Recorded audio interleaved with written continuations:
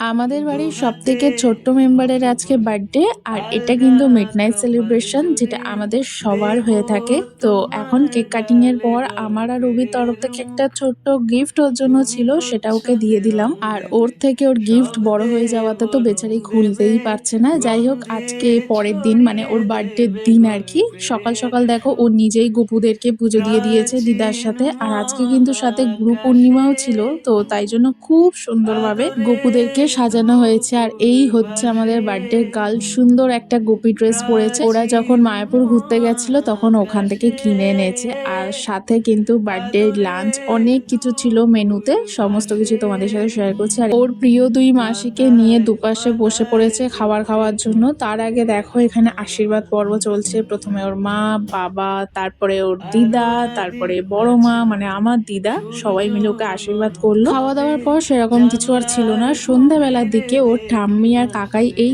সুন্দর একটা কেক এনেছিল, ইউনিকর্ন কেক, ভীষণ মিষ্টি ছিল কেকটা। আর ছোট্ট করে একটু ডেকোরেশন করে ওকে সুন্দর করে সাজুগুজু কেক কাটিং হলো। আর তোমরা কিন্তু এতদূর ভিডিওটা দেখে থাকলে ওকে একটা উইশ করে যেতে একদমই ভুলো না। আমার তো জন্মদিন ব্যাপারটা এত ভালো লাগে, বিশেষ করে কেক খাওয়া হয় বলে খুব মজা লাগে। তো তারপরে কেক কাটিং হয়ে যাওয়ার পর আজকে যেহেতু গুরু পূর্ণিমা ছিল, তো মাসির বাড়িতে পুজো হয়েছিল, সেখানেই গেছিলাম প্রসাদ খেতে। অভি তো সারাদিন আসতে পারিনি কাজের জন্য, তাই রাত্রের বেলায় এসেছে। আর আসার সময় সুন্দর মিকি মাউস কেকটা এনেছে, যেটা খুব সুন্দর, ছোট্টর ওপর থেকে এত কিউট। আর এই কেকটা কিন্তু ঘন্টুর খুব পছন্দ হয়েছিল। আজকের এই দিনটা তো এইভাবেই কাটলো।